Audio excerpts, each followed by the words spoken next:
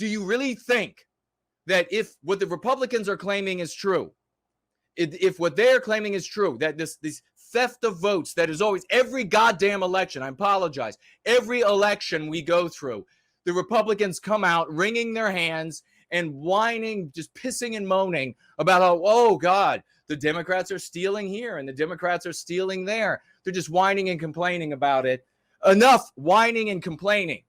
You make sure that it doesn't happen ever again.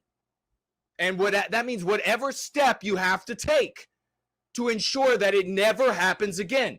You know who's going to end up in the White House if we recapture, we're going to recapture our destiny. You know who's going to end up in power? It's going to be somebody just like me. Because it's going to be somebody that'll play hardball with the anti-whites, no matter what they call their names. The same hardball that they're willing to play. It's not going to be these petty, mealy-mouthed, old-school Republicans, or what the genuine Republicans will call rhinos or whatever. You have Mitt Romney come out. Why isn't his ass immediately shut down out of the Republican Party? Why doesn't the Republican Party immediately eviscerate this bitch who is coming out undermining the Republican Party? Take all the funding away. There are plenty of things that we can't even say that are perfectly legal, that I'm not even going to say, that are perfectly legal, that are perfectly ethical in today's environment, because we're not playing by Queensberry rules anymore, ladies and gentlemen. It's not like you're playing bingo at church and everybody is going to be fair for Christ's sake. You are locked in a prison, and it is time to start acting the way that the other prisoners behave. Because if you go to jail, I've never been there, thankfully. You go to prison, you go to jail, and most of you might have heard this second or third hand. And if somebody comes up to push you around, you are going to be had for the rest of your time in prison. You have to come out like a rabid animal against those who are rabid animals. That is how you're going to have to fight for your destiny. Georgia, these senators in Georgia, this isn't a question. Mitt Romney, he should have every one of his businesses attacked by other Republicans. He should have lawsuits by other Republicans against every one of his holdings. Everything he has in his life should come under attack by the Republican Party. This is how you're going to have to operate.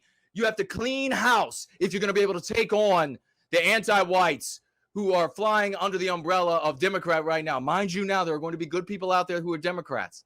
I've known some.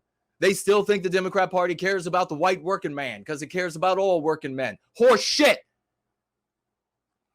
I'm in the union. I hold a union card. I'm not going to tell you where, but plenty of these white people hold their union cards.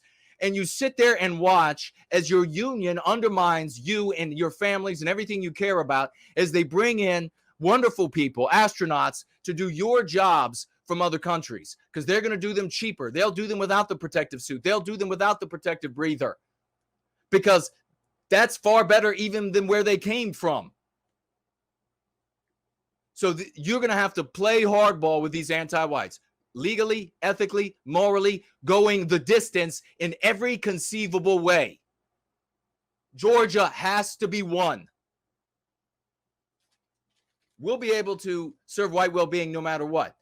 But because we're crafty, we're sly, we'll be protean when we have to be protean, and we'll be hard as steel when we need to be that way.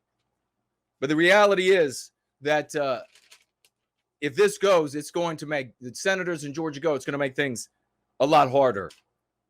So support the efforts there in Georgia. We have Rudy Giuliani and some others in the Republican Party have now come out, and the Democrats say that they're lying.